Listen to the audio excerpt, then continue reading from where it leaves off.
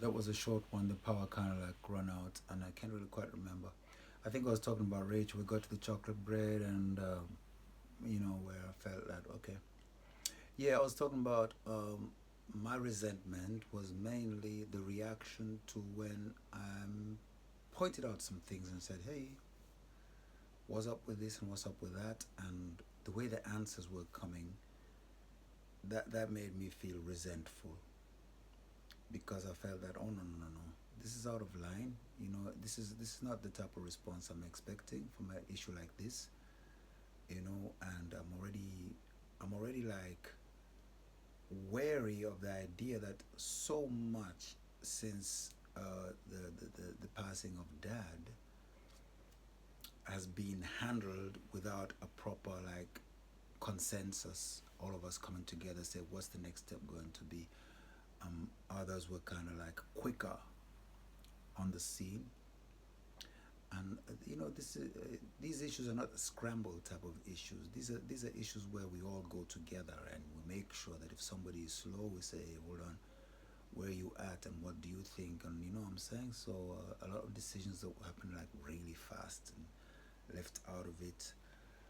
And so to make things clear, my resentment was to that type of process. You know, I don't feel, and until this moment, and back then, and I've never felt that that process was correct and right, and I've always resented it.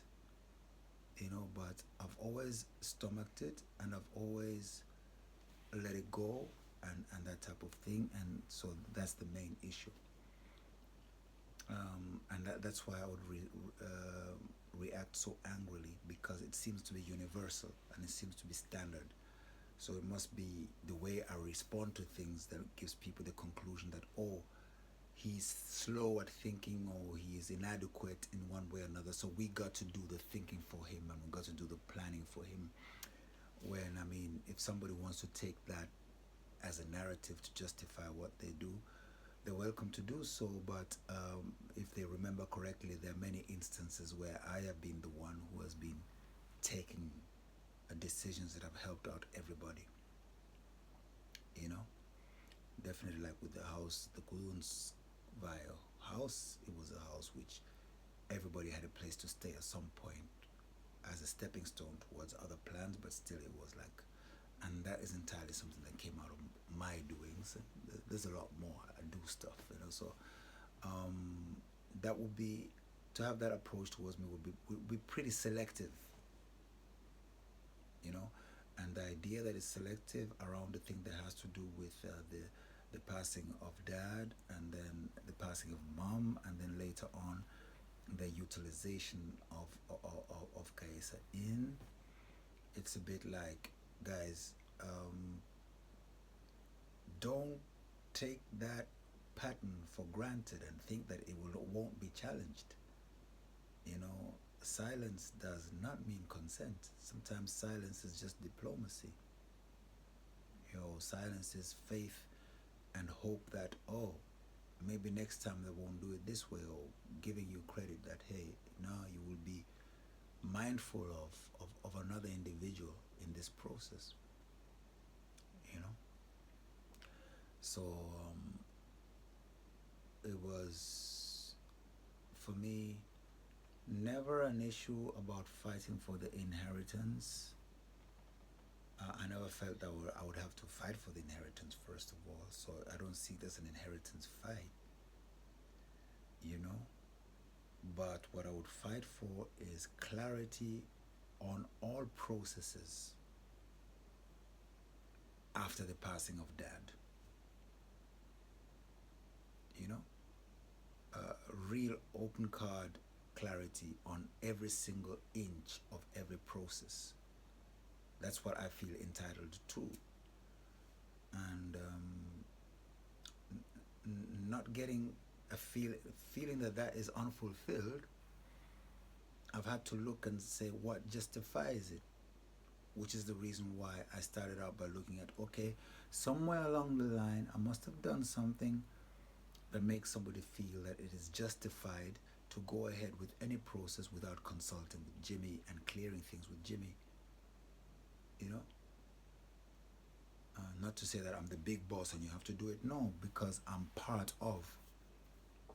And as you all say, we are all heirs, so I don't feel included in the process of these issues.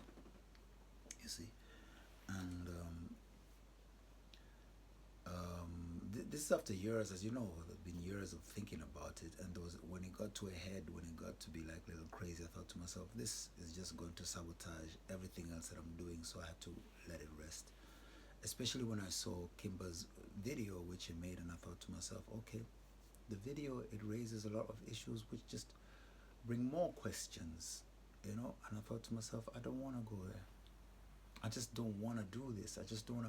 I don't want to ask anymore. I have further questions, but I don't want to ask them now. You know, first of all, I want to finish what I'm doing. I'm already in a difficult situation. I've just divorced Nikki, and you know, I'm doing everything that we were supposed to do as a couple for this mission. I'm doing it on my own, and everything is hanging on how I, as a person, handle myself. So I made a conscious decision to say I could answer and I could continue with this, but leave it for now, you know, and come back to it later, which is what I'm doing now. And because Kimber's video was public, then this is also going to be public, so that it is clear to everybody that a process is being offered, a balanced process. And so at this point, what comes to mind is during our back and forth, when I said many things, and this would not be the first time, because when Dad died, after Dad died, I remember I sent an email which was very, very nasty, very angry, because I was triggered. And I remember very clearly Danny's response to that. Danny's response came from a very understanding place, and the only thing that Danny said is, says, Jimmy, wherever you are, I just hope that there is somebody by your side to make you feel better. And it was my girlfriend Mighty at the time. But that's Danny with his deep insight, you know. So many years later, of course, I come with an outburst which is not justifiable in any manner at all. Me being the person trying to seek, what could I say, consensus amongst not just us, but all the people of the world. There's no way I could say that it's justified. I can understand where it comes from or anything, but I would never want to justify it. I would accept and say that yes, that's me and that's an ugly side of me, but I would never want to justify it. Anyway, having said that, after this more recent one where I come off and say certain things, then Danny says on a video, says, opens by saying that when somebody says something like that, it is important that we try to understand where he's coming from, you know. So when his video opened with that, I had a sigh of relief, because I was like, finally. And I always trust Danny in these issues,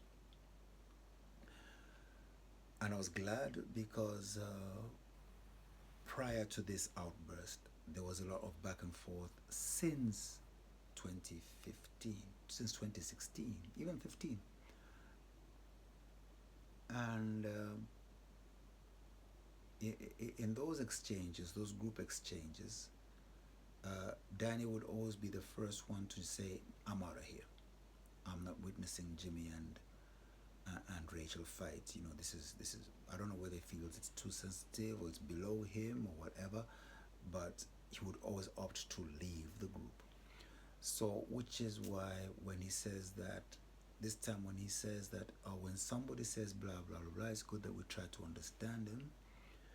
I was very relieved and I said, finally, because I know within myself that I need Danny. I need his point of view in this to balance things out, because and since he's a pedagogue and went to school and he's the professional from that point of view of trying to understand why does a kid act like this and why these are things that he's told me about the books that he's read and everything. So I thought to myself, yes, we have Danny here who has a diploma, has a degree in this, so it's going to be an even-handed as a moderator, only to experience that the only thing that was even-handed in this moderation was the introduction to what Danny was saying.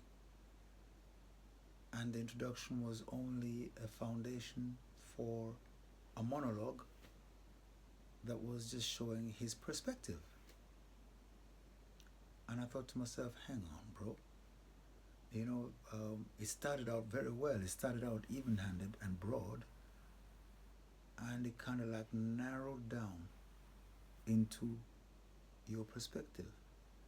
And as a brother, I would say to you, bro, could you take time and try to understand why you process things that way? Because it just might be something that is prevalent in all your issues. It might explain many of your issues, that you actually believe that you are being even-handed and all-sided right through, but along the way it metamorphed or whatever, it morphed into a one-sided and my way or the highway. And that is a very Anderson thing. That is a very, very Anderson thing. And I had a talk with Leah about that. She says, yeah, she recognizes that. And I had a talk with Aminata, and in her relationship, she says she recognizes that too. So we are really like, it's going that way, and if it's not that way, then you all can just get the hell out of my way, because I rule this. I'm an Anderson, and that's how it is. So we are a bunch of dictators. And so now this bunch of dictators was at loggerheads, because we are now the inheritors of the legacy of two dictators, mom and dad.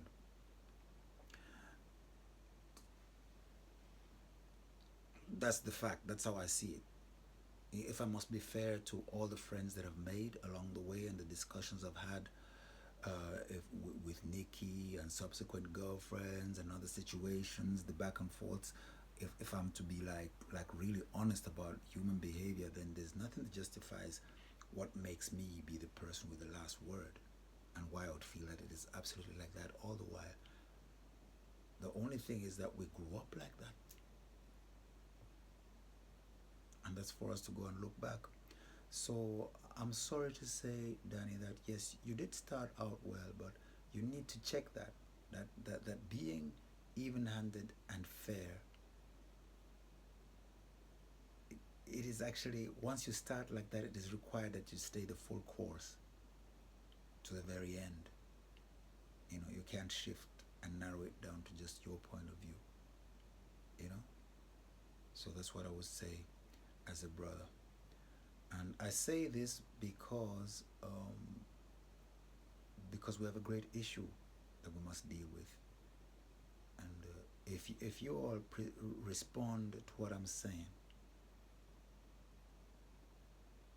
properly, then we really solve the entire problem, not just for us, but for our children too.